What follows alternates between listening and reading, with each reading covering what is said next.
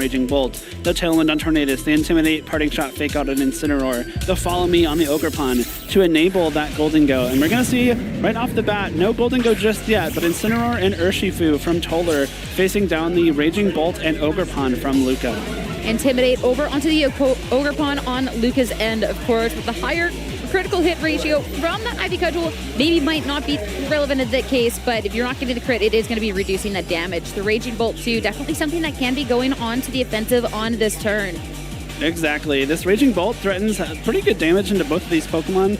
The Urshifu on Toler's end is the single strike style, so it won't be getting that super effective electric type damage, but not having the greatest special defense, really any kind of special attack into that slot will be enough to threaten it for some good damage and of course break that Focus Sash.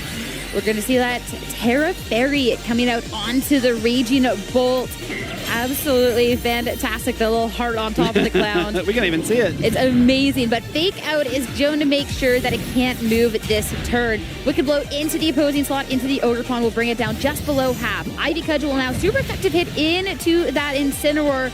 Is going to bring it down a good amount of damage, but no critical hit means the Incineroar is going to live very easily and get that Citrus Berry recovery. Thanks to that Intimidate, Incineroar, it is still at a pretty healthy spot, has the option to pivot back in and out, reset that Fake Out and Intimidate, and importantly, the Urshifu's Focus Sash was not broken because the Ogerpon did opt to attack that Incineroar. We saw the Urshifu attack before Ogerpon as well, which is great for Toler because now if the Ogerpon takes one more Wicked Blow, it will just be knocked out thanks to the huge damage from that first one. So this Urshifu looking like it's in a pretty strong spot still.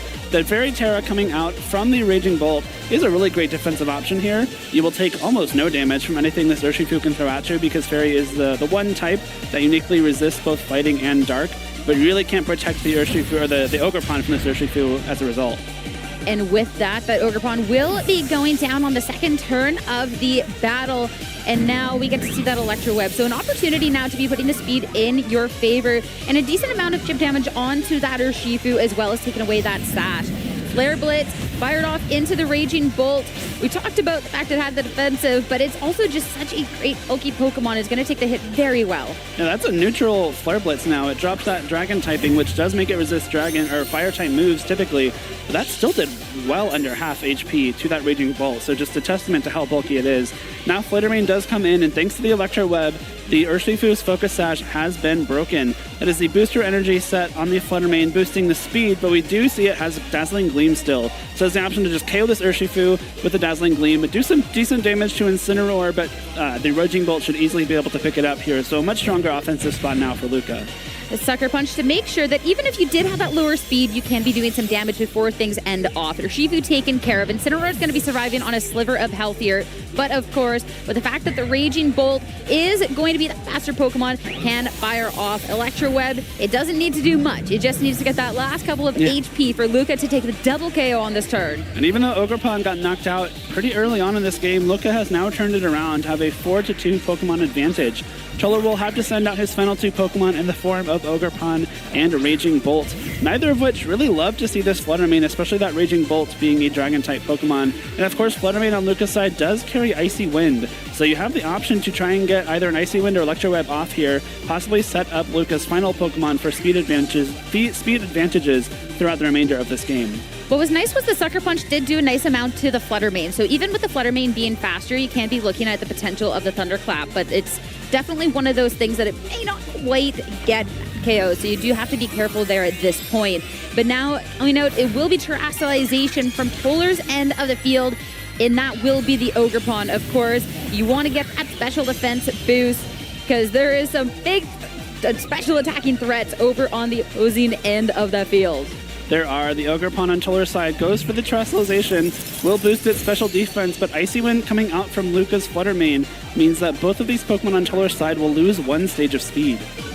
100%, and at this point, Luca's definitely more than one that speed war at that point, but this Ogerpon still has some speed on its end, and into the Raging Bolt, still just not enough for that KO.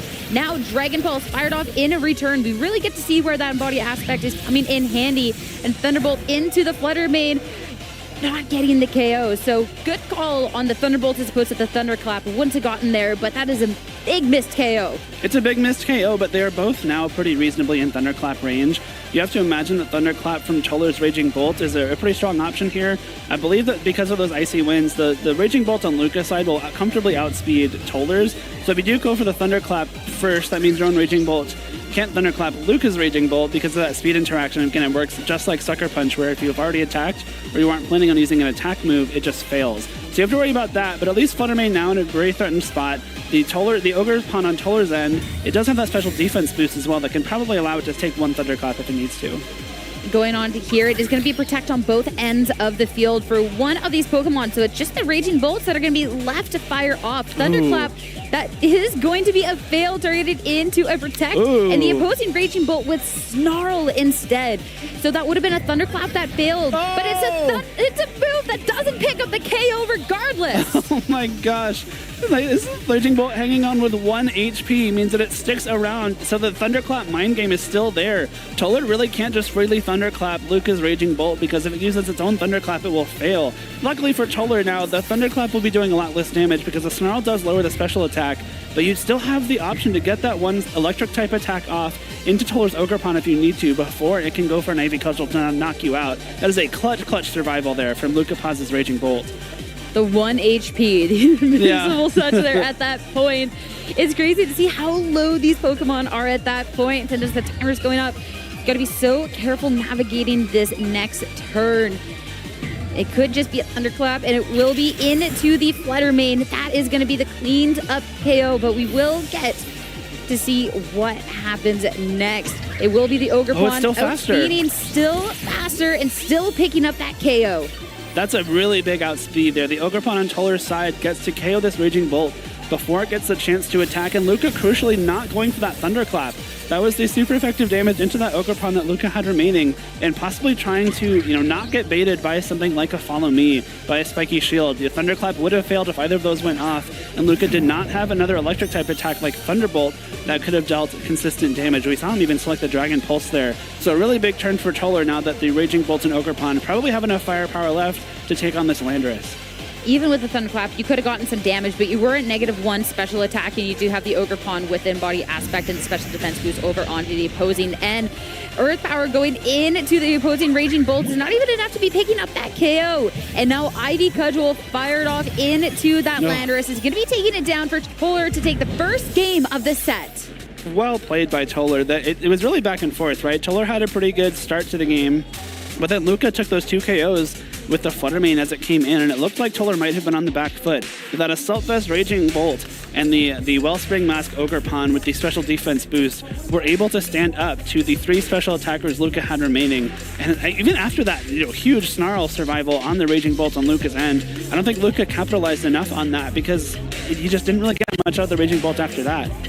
It's tough because the Pokemon did survive, but you're also at a point too where the Raging Bolt, it wasn't necessarily threatening maybe as much as you would have liked to, considering the Pokemon that were on Toler's end. So it goes, oh, wow, that survival is really cool, but then kind of what does Raging Bolt do from there, you know? Because it wasn't like Toler's Pokemon were super, super low to where like, oh, I can Thunderclap back and maybe get this KO. It was definitely a little bit of a tricky situation.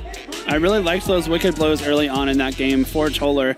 Getting rid of the Ogerpon on Luca's side was really nice for Toler's own Ogerpon because it meant it was so much more free to go for those Ivy Cudgels. If the Ogerpon is still left on Luca's end, you have to worry about going for the Ivy Cudgel into a possible Water Absorb, which means that it's really, really tough to use that move when you might really want to against these very strong Pokemon like Raging Bolt, like Fluttermane. So smart targeting there from Toler. Really good to know for both players that Urshifu does outspeed the Ogerpon as well. Ogerpon a bit naturally faster than Urshifu, but often trained to be very bulky. Looks like that is the case for Luca here. Yeah, Toler with a good amount of speed over on his Ogerpon as well going on that. So we got to see that Luca did attempt for a little bit more and more speed control, but not able to quite get it in that match and losing quite a bit of momentum there just overall. So I'm intrigued to see where the adjustments are. Obviously, you don't want to be losing your Ogerpon right and early in that match. You have to have a better answer into the Urshifu over on the opposing end. You really do. I think that Urshifu, really big deal for Toler there because even though it was stuck on the field against that Terra Fairy Raging Bolt early on, it did not get baited into going for a Fighting or Dark type attack into that slot. Now the Terra Fairy I think is specifically for that Raging Bolt while it was on the field, or rather for the Urshifu while it was on the field, but Toler never even attacked into that slot with the Urshifu at all. Well, at that point, you have to see what's the bigger threat here, and the Ogerpon over on Luca's end, definitely super threatening. And we even got to see the fact that Toler's Ogerpon was allowed to survive, and the amount of turns it went through, that it was just kind of impossible to be breaking through. So that's definitely going to be a better priority in this next game, is better utilization from that Ogerpon, potentially that Terra. Going into our next game, though, that Urshifu that was so impactful in that game 1 is not going to be here, at least not in the lead. We are going to be having the Raging Bolts on both end of the field. Flutter Mane for Luca and Ogerpon over on Toler's side. Luca's Raging Bolt entirely covering up Ogerpon from our view, saying I'm more important right now. But we do get the kind of mirror match between these two Raging Bolts. Notably, Toler's has Draco Meteor, whereas Luca's only has Dragon Pulse. So if we do get into a scenario where they have to be attacking each other, that might be a benefit for Toler there, because Draco Meteor does a lot of damage right off the bat. But of course, I don't know that you want to be going for that right away when you have a Fairy type and the possibility for Terra Fairy as well. That's the scary part. Once maybe a Terra is out of the way, it could be a little bit more safer to go for. But you don't want to be hitting a potential of that Draco Meteor into a Pokemon that's completely immune to, because you'll lose so much from there. Terastallization from Toler's end, though, is not going to be the Raging Bolt, but that Ogerpon instead, making sure that it has that special defense boost to be facing off against Luca's Pokemon. And then that's going to make sure that Raging Bolt can be taking a lot of damage. Ivy Cudgel next to act, though, targeting into that Raging Bolt. That is resisted, and it's not going to do much, and actually calling no Terastallization coming out and taking the KO onto the Raging Bolt. That is huge. I really like that. I think when you're facing down an Ogerpon, Dragon typing is so valuable, because you're going to be able to resist both the water and grass type moves, but calling that correctly, knowing that Raging Bolt probably stays on the field and probably does not Terastallize, you get a big KO right off the bat with that Ivy Cudgel and Draco Meteor combination. However, you do kind of give up your Terastallization early on, and Ogerpon coming in for Luca is in a very good spot here, because you have the option to redirect those Ivy Cudgels with your own Follow Me and Water Absorb, and more importantly, you have the super effective Horn Leech now. Considering Toler's Raging Bolt is now at low HP and at -2 special attack, it's not a threat anymore, and so the Ogerpon on Toler's end is very heavily threatened by Luca's own Ogerpon. And that's the thing with the early Terra. So maybe a Terra on Luca's end could have saved that Raging Bolt, but maybe the Terra over on the opposing end not going to be doing quite as much.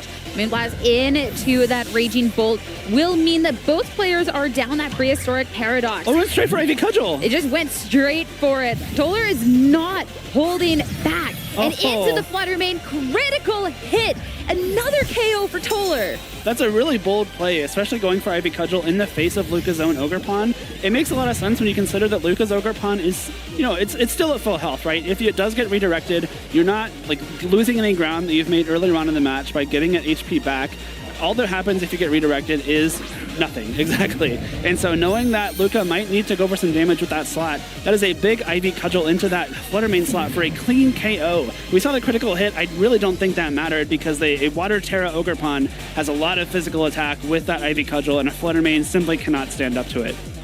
Toler already taking so much momentum in this match. Sure, your Raging Bolt is gone, but this Ogerpon has definitely been very, very threatening. And now that Landorus has hit the field over on Luca's end, it's tough, because Landorus is going to be a great damage option into that opposing end, but it also is not going to appreciate this Ogerpon whatsoever. And all of a sudden, if you're forced to be Follow Me away, something like that Ivy Cudgel, that's in an Ogerpon that's not really offering you too much for Luca's end. At the same time, the Ogerpon on Toler's end is kind of an issue for this Landorus still. If any Ivy Cudgels come out into that slot, that is some huge damage that you really don't want to be taking. And of course, you can also just redirect those Earth Powers and Sludge Bombs with that +1 special defense. That's going to be a protect over on the opposing end, but that is going to leave this Landorus all out on its lonesome. Another KO. Not afraid. No mercy coming out from this Ogerpon whatsoever. Oh my. That's just one Pokemon left for Luca and such a commanding spot for Toler. That's it. It's the same scenario, right? The Water Absorb taking the Ivy Cudgel really loses nothing if you're Toler, just because you're not really giving it any HP back. And if you get that Ivy Cudgel off into Landorus, that is a game-winning play, and that's exactly what's happening here. Luca going straight for that Follow Me, kind of conceding defeat. Now Toler, all that Toler really has to do is hit a couple more attacks, and he'll be moving into the finals here in Knoxville, Tennessee. Not throwing in the towel, just instead handing it over. Here you go. But wow, what a game 2